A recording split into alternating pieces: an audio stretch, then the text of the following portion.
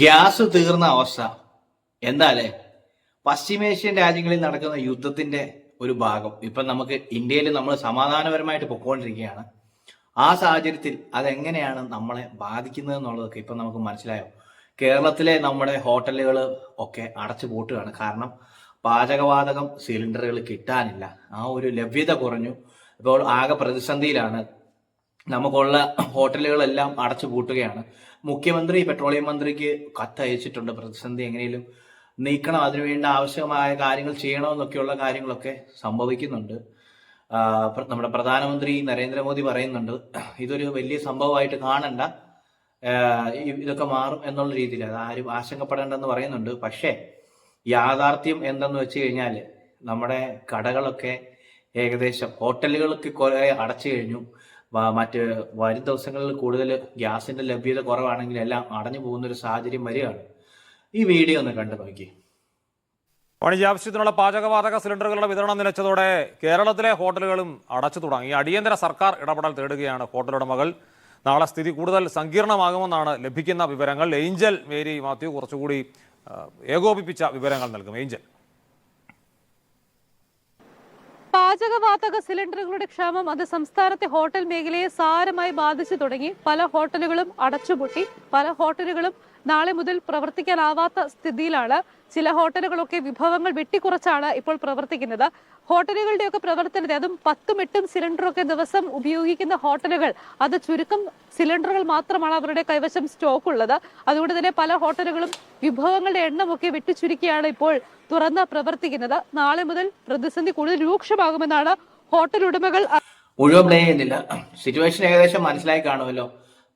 എന്താ പറയുന്നത്, ഓരോ സംരംഭകരുടെ, അതായത് ഭക്ഷണം പാചകം ചെയ്ത് നൽകുന്ന ഹോട്ടലുകാരുടെ അവസ്ഥ ഇതാണെങ്കിൽ നാളെ നമ്മുടെ വീടുകളിലെ അവസ്ഥ എന്താവും?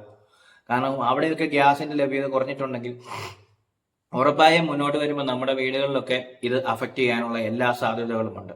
അപ്പോൾ എന്താണ് സംഭവിക്കുന്നത്? നമ്മൾ സമാധാനപരമായിട്ട് പൊക്കോണ്ടിരിക്കുന്ന സാഹചര്യത്തിൽ നമ്മളെ സംബന്ധിച്ച് നമ്മൾ ഇന്ത്യയിൽ നിന്ന് നമ്മൾ കാണുന്നത് മറ്റു രാജ്യങ്ങളിൽ നടക്കുന്ന യുദ്ധങ്ങളും കാര്യങ്ങളും ഒക്കെയാണ്.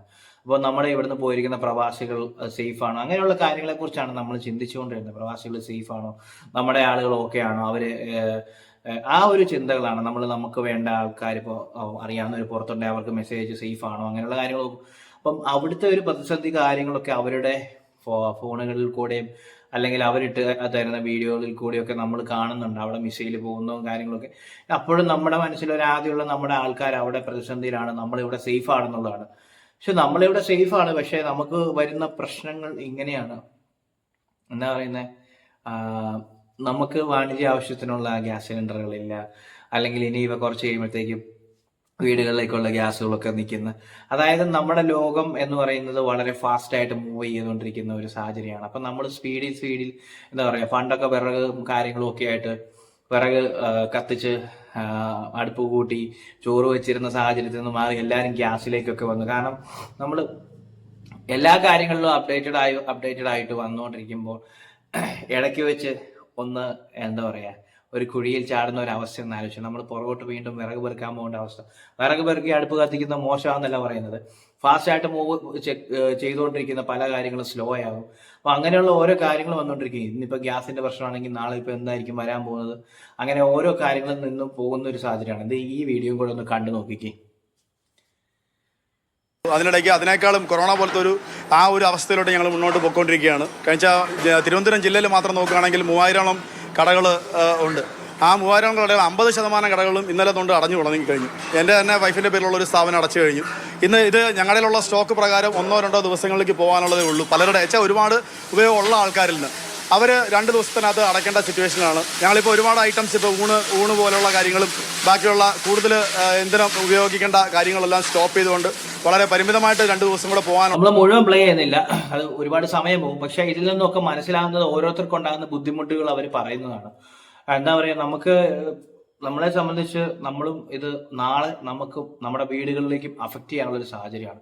പക്ഷെ നമ്മളെ സപ്പോർട്ട് ചെയ്യാനായിട്ട് നമ്മുടെ സർക്കാർ ഒരു അടിയന്തര സാഹചര്യങ്ങളൊക്കെ വരുമ്പോഴത്തേക്കും നമ്മുടെ സർക്കാർ നമ്മുടെ കൂടെ ഉണ്ട് എന്നുള്ള ഒരു ചിന്തയിൽ, അല്ലെങ്കിൽ നമ്മുടെ പൊതുപ്രവർത്തകർ, അല്ലെങ്കിൽ നമ്മുടെ രാഷ്ട്രീയത്തിലുള്ള ആൾക്കാർ ആരാണോ അവരെല്ലാം ജാഗരൂകരായിട്ട് നമ്മുടെ ആൾക്കാർക്ക് വേണ്ടി വേണ്ട കാര്യങ്ങൾ, ഞാനും ഉൾപ്പെടുന്ന ഈ ഒരു സമൂഹത്തിന് വേണ്ടുന്ന കാര്യങ്ങൾ ഉറപ്പായിട്ടും അവർ നീതിപൂർവം ചെയ്യും.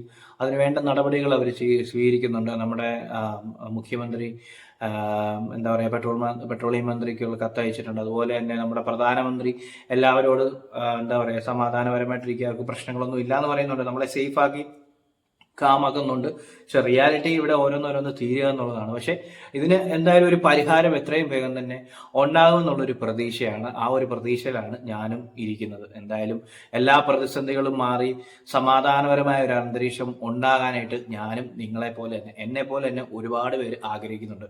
അങ്ങനെ ആകട്ടെ എന്നും നമുക്ക് ആശിക്കാം. എല്ലാം മാറി വരട്ടെ.